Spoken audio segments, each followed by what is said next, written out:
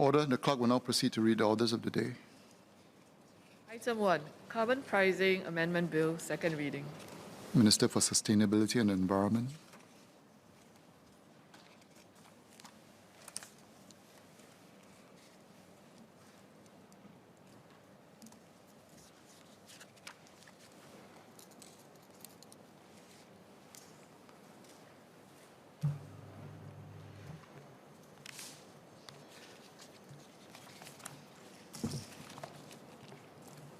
Mr. Speaker, I beg to move that the bill be now read a second time. This House has spoken extensively about the urgent need to address climate change. It is the greatest existential challenge to humanity today. Members have endorsed a motion last year declaring climate change a global emergency and a threat to mankind, and another motion this year calling on the government to advance Singapore's inclusive transition towards a low-carbon society in partnership with corporates, civil society, and the community. Both motions received support from all sides of the House. The world is already experiencing more extreme weather events, from devastating flood in Pakistan, Thailand, Indonesia, and Australia, to the record-breaking droughts in heat waves in Europe, China, and Africa. In the absence of more ambitious climate action, the toll on human lives and livelihoods will be massive.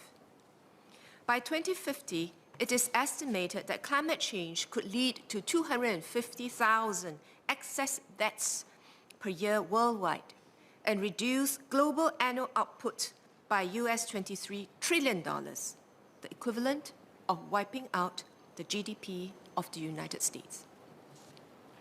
Recent events, the war in Ukraine, ongoing COVID-19 pandemic, have caused economic hardship and energy shortages throughout the world, casting a dark shadow on climate action.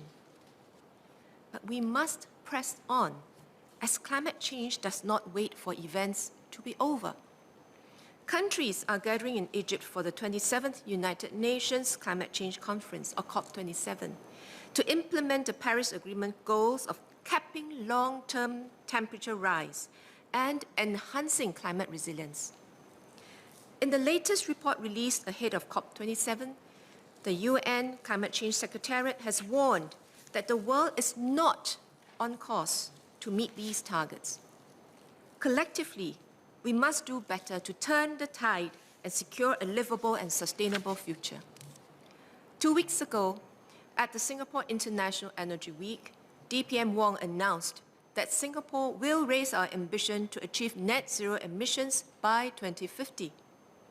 We will also revise our medium-term international commitment, our nationally determined contribution, or NDC, to peak our emissions earlier and reduce our emissions to around 60 million tonnes by 2030. Singaporeans have shown strong support towards our green transition, as announced by DPM. Our stakeholder consultations show that an overwhelming majority of corporates, NGOs, and citizens believe that addressing climate change is a key priority. We are making headway in our green transition.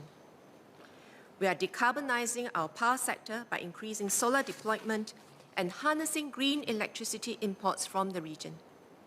Our national hydrogen strategy was recently unveiled at the Singapore International Energy Week. We are partnering major industry players in the energy and chemical sector to develop needle-moving solutions such as carbon capture and storage. We've enhanced grant support for companies hoping to deploy energy-efficient technologies. We will promote resource circularity in our local industry to further reduce energy consumption and curb emissions.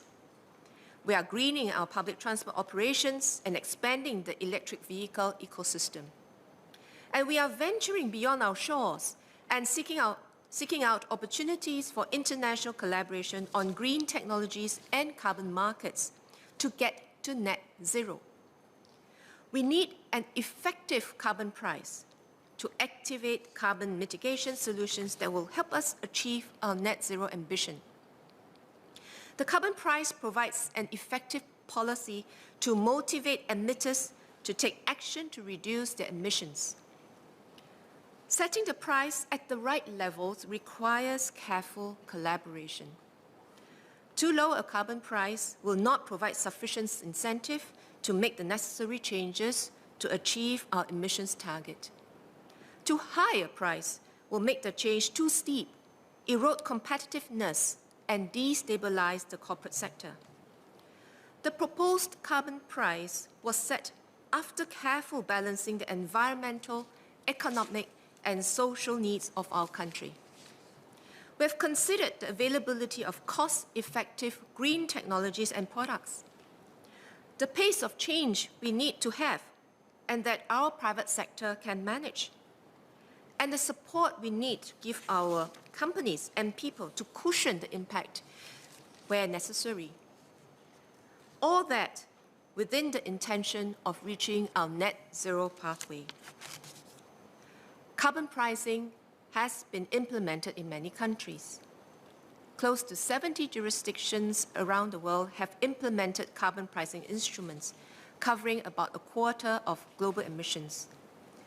Major economies, such as the EU, are driving global convergence through the imposition of carbon border adjustment mechanisms, intending to place equivalent tariffs on imports from countries with low or no carbon prices. Members from both sides of the aisle have spoken in support of a higher carbon price on multiple occasions. At Budget 2022, the government announced that Singapore will raise the carbon tax and make a decisive move to achieve our net zero ambition. The Carbon Pricing Amendment Bill will give effect to the key changes announced at Budget 2022 and strengthen our carbon pricing regime. First, the bill will amend the third schedule to the Carbon Pricing Act, or CPA, to adopt the revised carbon tax levels of $25 per tonne for greenhouse gas emissions in 2024 and 2025, and $45 per tonne for greenhouse gas emissions in 2026 and beyond. We have decided to raise the carbon tax level progressively in phases and with advance notice to give our businesses time to plan and carry out their low-carbon transition. The progressive increases will set us on a trajectory to reach between $50 to $80 per tonne by 2030. Second, the bill will insert new sections 20A to 20G in Part 5 of the CPA to set out the broad parameters of the industry transition framework, which will provide transitory allowances to companies in emission-intensive, trade-exposed, or EITE sectors that face intense competition in the global market. We are mindful that our EITE companies will face higher costs than their counterparts in jurisdictions with no or lower effective carbon prices. These transitory allowances will not offset the entire carbon tax obligations of the EITE companies. It will be limited to only a portion of companies' emissions, help to alleviate near-term competitiveness concerns, and provide a form of support to the companies as they work on reducing emissions and invest in cleaner technologies. By providing for a transition framework, we minimize the risk of carbon leakage, where companies relocate to another jurisdiction with less stringent climate policies. Similar frameworks have also been implemented in other jurisdictions with carbon pricing schemes, including the EU, South Korea, and California. Similar to our corporate income tax framework under the Economic Expansion Incentive Relief from Income Tax Act 1967, the industry transition framework will be administered by the Minister for Trade and Industry, who can assign relevant functions and powers to an appropriate public body. To drive our industry towards becoming best in class, the amount of allowances towards each facility, let me say that again, To drive our industry towards becoming best in class, the amount of allowances awarded to each facility will be determined based on their performance on specified energy efficiency or carbon intensity benchmarks, or their decarbonization plans. Companies in non-EITE sectors can continue to tap on support from the government through broad-based schemes such as EDB's Resource Efficiency Grant for Emissions and NEA's Energy Efficiency Fund. Third, the bill will set up the International Carbon Credits Framework, or ICC framework, through sections 33A to 33D in Part 5 of the CPA. International carbon credits, ICC, referred to in the bill, are tradable certificates that represent the reduction or removal of emissions from the atmosphere generated from projects and programs outside Singapore. These carbon credits are generated by emissions reduction or removal projects that would not have materialized under a business as usual scenario, but are made possible due to financing from carbon markets. Examples include reforestation projects that sequester more carbon in the atmosphere, or projects that help local communities switch from firewood to cleaner biogas cook stoves, which reduce emissions from current sources. A robust carbon market which efficiently matches the demand and supply of high-quality carbon credits has multiple benefits. One, carbon-emitting companies gain access to an alternative decarbonization pathway for hard-to-abate emissions. Two, much-needed finance can be channeled to support emissions reduction or removal projects globally. And three, these projects can bring valuable co-benefits such as biodiversity conservation and air pollution reduction. The development of well-functioning carbon markets is thus a vital part of global efforts to get to net zero.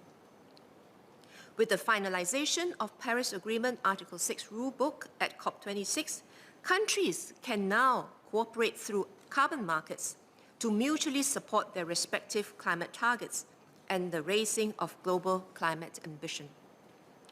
As an alternative energy disadvantaged country with limited domestic mitigation potential, Singapore is keenly exploring these new possibilities. In recent months, we have signed memorandums of understanding with Indonesia, Morocco, Colombia, and Vietnam, and exchanged letters of intent with Ghana to affirm our shared commitment to advancing cooperation and capability building on carbon markets. We will step up our efforts to engage more like-minded partner countries with credible climate targets both in the region and beyond. Under the ICC framework, companies will have the option to tap on eligible ICC to fulfill part of their carbon tax liability. Currently, companies only have one mode of carbon tax payment, by surrendering a corresponding amount of fixed-price carbon credits, FPCC as referred to in the bill, purchased from NEA at the prevailing carbon tax level. The bill will amend existing sections 2 and 17 of the CPA respectively. First, to introduce the definition of an ICC as a certificate representing 1 ton of emissions reductions or removals generated from projects and programs outside Singapore, and 2, to allow companies to surrender eligible ICC as a valid alternative mode of carbon tax payment, in addition to FPCC. The ICC framework will ensure that the ICC surrendered are of high environmental integrity and compliant with Article 6 of the Paris Agreement. The new Section 33A will stipulate that all ICC surrendered must adhere to a set of eligibility criteria, which will be prescribed in subsidiary legislation. We intend for our eligibility criteria to minimally reference the Carbon Offsetting and Reduction Scheme for International Aviation, or it is more commonly known as CORSIA standards. These are a set of environmental integrity standards that have been developed and backed by a multilateral process led by the International Civil Aviation Organization, or ICAO, in consultation with green groups and experts, and are widely regarded as some of the most rigorous in the industry. As the market for carbon credit is nascent and growing, we will review our eligibility criteria periodically to align with developments. I should emphasize that while the ICC framework provides a complementary pathway for companies to decarbonize, reducing emissions through domestic abatement efforts will remain our priority. Hence, the new Section 33B will stipulate that the ICC surrender must be kept at the prescribed facility level limit. This is currently intended to be set at 5% of taxable emissions and will be prescribed in the subsidiary legislation.